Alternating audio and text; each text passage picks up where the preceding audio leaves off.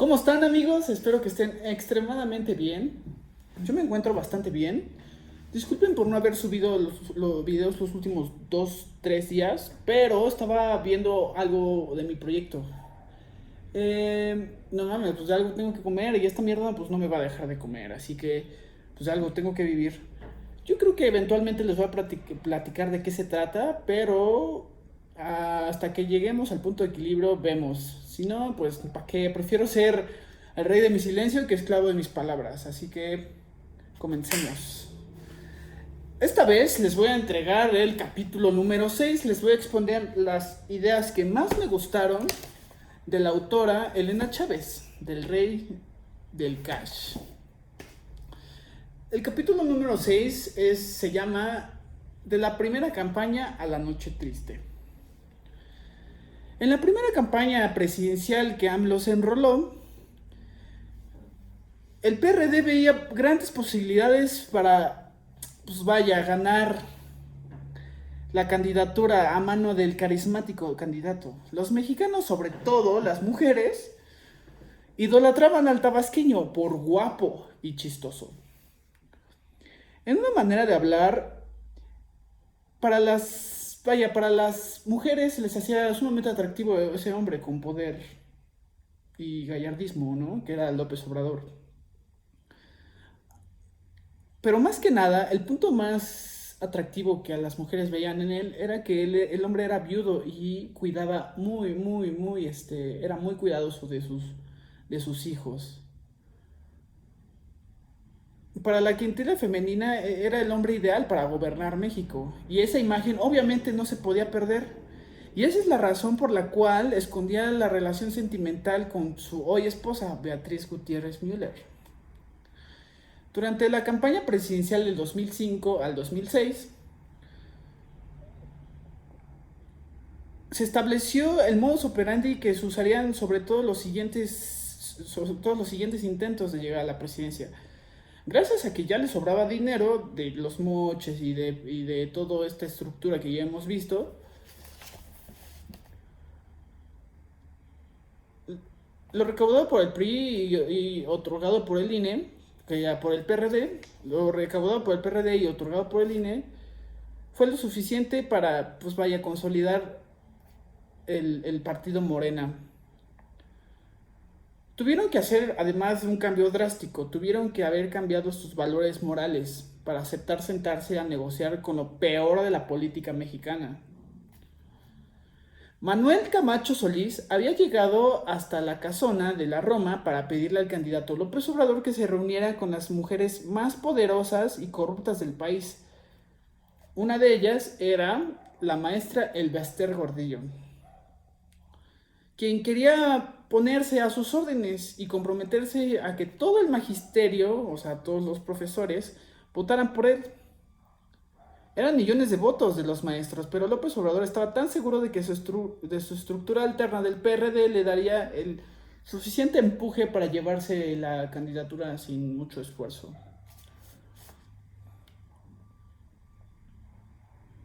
Sin embargo, pues obviamente pues se equivocó, ¿no? No calculó bien. El Baster Gordillo pedía a cambio impunidad y mantenerse al frente del Sindicato Nacional de Trabajadores de la Educación, el CENTE con S. Alejandro Esquer se encargó de pagar los salarios de López Obrador, de Nicolás Mullinedo, el jefe de seguridad, Laurea Nieto, la secretaria personal, a su secretaria personal, Gabriel García Hernández, que se encargó de la Sociedad Valiente, que ya hemos platicado, de esa asociación corrupta, y de los empleados de menor rango, ¿no? Esquer también era responsable de pagar la renta de la casa de San Luis Potosí en la Roma.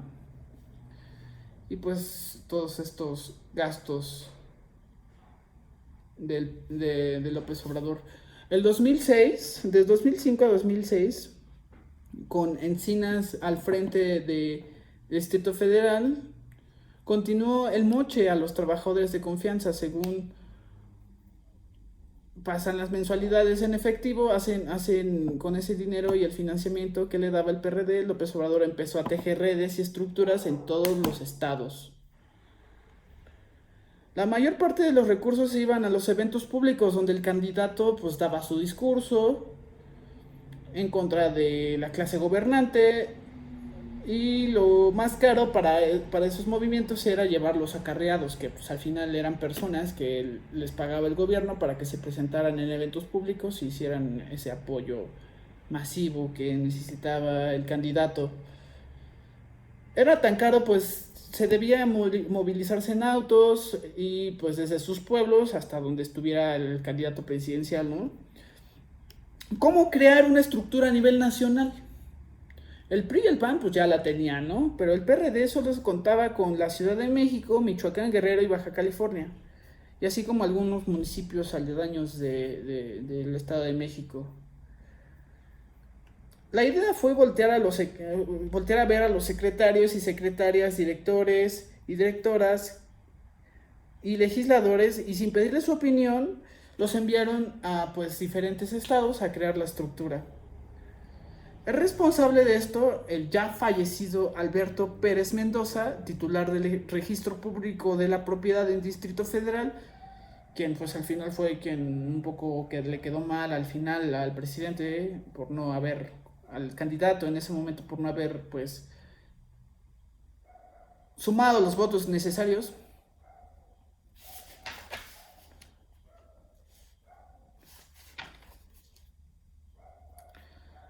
El responsable obviamente de crear esta reestructura era Alberto Pérez Mendoza, y con la derrota se dañó la amistad con Pérez Mendoza, quien pues López Obrador acusó directamente del fracaso de no vigilar bien las casillas y los votos.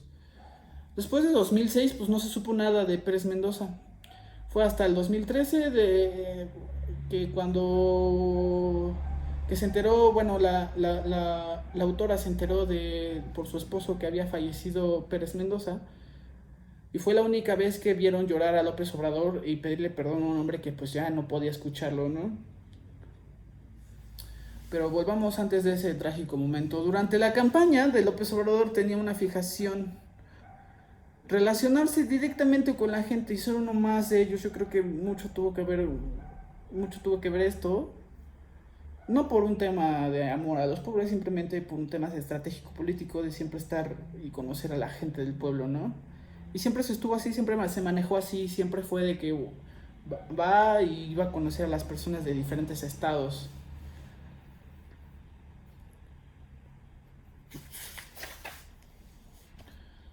El primer día que López Obrador inició su campaña a la presidencia, hasta 2012, pues la autora fue monitorista. ¿En qué consiste esta tarea de ser monitorista que la autora nos cuenta? Pues ella tenía la tarea de darle seguimiento a los spots televisivos y radiofónicos de los contrincantes de López Obrador. Ella debía monitorear día y noche todas las campañas, primero la de Felipe Calderón y luego la de Enrique Peña Nieto. Eso la llevó pues a una crisis de ansiedad, pánico y depresión. Pues imagínense siempre estar escuchando todo lo que tenga que ver de política, independientemente de que pase. Por aquel entonces, en 2005-2006, con el apoyo del publicista Antonio Sola, que ese señor es bastante maquiavélico. Bueno, no sé si maquiavélico es la palabra ideal, pero, o sea, sí hice su trabajo, y ese güey lo que hace y su trabajo es ganar candidaturas. Bueno, Antonio Sola fue el responsable de introducir el mensaje de millones a millones de mexicanos con la frase AMLO es un peligro para México, la cual se usó hasta en comerciales de comida. La labor de la autora, Elena Chávez, era informar a César, su esposo, director de medios, qué imágenes se usaban con aquella frase. César le decía que nadie podía confiar a esa tarea más que su esposa. Ella aceptó. Ella aceptó ya que su esposo le aseguraba que podía ser o sea, que los contrincantes, o sea, el foxismo tramaba la peor de las lo peor en las giras del presidente, como por ejemplo un magnicidio, como el caso de de Luis Donaldo Colosio, muy famoso aquí en México, el candidato que mataron. La pregunta, la autora pues obviamente entró en nerviosismo y le preguntó al que en su entonces era titular de la policía, era ¿cómo se llamaba este señor? ¿Qué? Aquí tenía su nombre, déjenme aclarar esto. Nicolás Mullinedo era el jefe de seguridad. Entonces a él le preguntaron si esto era posible y él contestó, en la política todo es posible.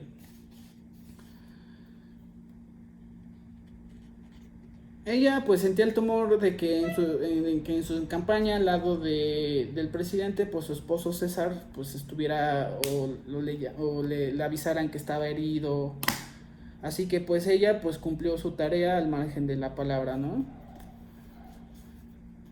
Ella se despertaba a las 5 de la mañana para ver los noticieros de Televisa, cambiarle a TV Azteca, al Canal 40 y al Instituto Politécnico Nacional, ¿no? Al mismo tiempo escuchaba los radiofónicos. La penetración tan fuerte de la frase AMLO es un peligro para México, ya que pues no se puede hacer mucho, ya que hasta lo comparaban con el venezolano. Ay, me acuerdo cómo decían, esa gente que no tenía nada de política ni economía, decían que México en estos momentos iba a estar como Venezuela, pero no mames, o sea, tenemos uno de los mejores tipos de cambio de todo el mundo, así que eso no envejeció muy bien, que digamos. Obviamente Hugo Chávez tenía pues sumido a su país en una brutal y cruel dictadura y recesión, pero obviamente, vaya, Venezuela estaba así porque Estados Unidos le bloqueó el comercio, no porque sea culpa de Hugo Chávez.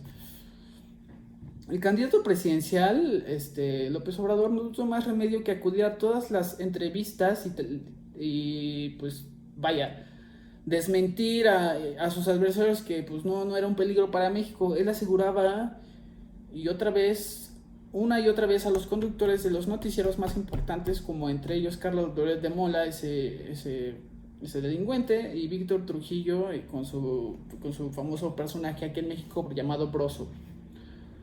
Después de varios meses de campaña, llegó el domingo de la elección.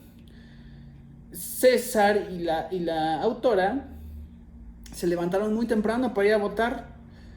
Y él luego se fue a Copilco a acompañar al candidato a hacer lo mismo. Según la encuesta, López Obrador estaba por encima de Felipe Calderón, el candidato rebelde que se le impuso a Fox, que era López Obrador, quien había preferido... Bueno, en ese momento Fox hubiera preferido que Santiago Krill estuviera en las boletas, no López Obrador, ¿no? Todo indicaba que el tabasqueño sería el ganador tanto en la oficina del candidato como en nuestra oficina se sentía un ambiente de fiesta. Pero algo pasó. ¿Qué pasó? Nadie lo sabe realmente, ¿eh?